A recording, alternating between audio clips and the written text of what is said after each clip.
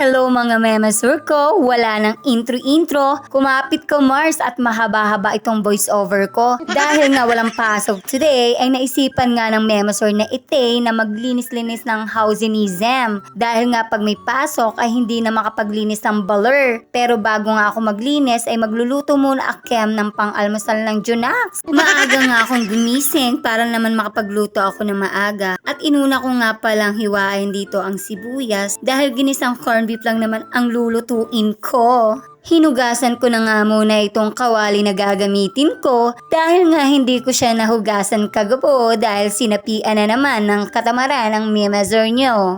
At nang matapos ko ang hugasan ng kawali na gagamitin ko ay isinalang ko na sa apoy para naman matapos na ako dahil tumuli na ang memasur nyo. At nang mainit na nga ang kawali ay nilagay ko na nga ang mantika at isinunod ko na nga ang sibuyas. Tsaka ko hinalo-halo ng kaunti dahil ako'y nagmamadali. Iniligay ko na nga itong corned beef na nabili ko sa tindahan ni Aling Maring Charis. At nang mailagay ko nga itong corned beef ay hinalo-halo ko nga ng may pagmamahal. Kahit hindi niya ako mahal, humuhugot yarn. Naisingit pa nga ng memasur ang kanyang kalandian. At nang naluto ko na nga ang corned beef ay hinango ko na dahil nag-aalboruto na ang mga alaga kong buwaya. Tingnan nyo naman mga memasur ko, mukhang masarap kasing sarap ko yarn, charat. At humigop na nga din ako ng kape dahil nga ito lang ang nagpapainit sa akin, char. Tin ko na nga din ang kanin itong pinaglutuan ko at sayang di naman lamang tiyan pa rin yarn. At nang matapos na nga ako magluto ay sinimulan ko ng maglinis ng housinism. Nagwalis-walis na nga ako dyan. Akala mo naman tunay o memasur, wag ka magpanggap for the content lang yarn.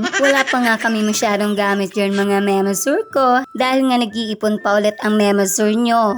Dahil naubos nga ang enamels ko sa pagpapagawa ng housinism ko. Dahil nga matagal ng pangarap ng memasur nyo ang magkaroon ng sariling housing chinabels, kaya naman pinagsikapan ko. Kaya sarap naman talaga sa pakiramdam kapag nakatira ka na sa pinaghirapan mo. Kaya sa mga memasur dyan na nangangarap magkaroon ng sariling baler, walang imposible sa taong may pangarap at nagsisikap. Alam kong mahirap pero sa huli, iyo ding malalasap ang sarap. Kaya naman wag kang titigil mangarap at syempre samahan mo ng sipag, dasal at pagsisikap. Dahil pagoda na nga kumuda ang inyong memasur, ititigil ko na muna ito. Mahaba-haba pa sana ito kaso baka antukin na kayo. Siya hanggang dito na lang muna ang aking mini vlog mga memasur ko. Sana ay huwag kayong magsawang sumuporta sa memasur nyo. Sana ay panoorin nyo naman itong mini vlog ko dahil sayang naman ang pagbo-voice over ko. Maraming salamat mga memasur ko. Sa susunod ulit. Bye-bye! Mwah, mwah, mwah.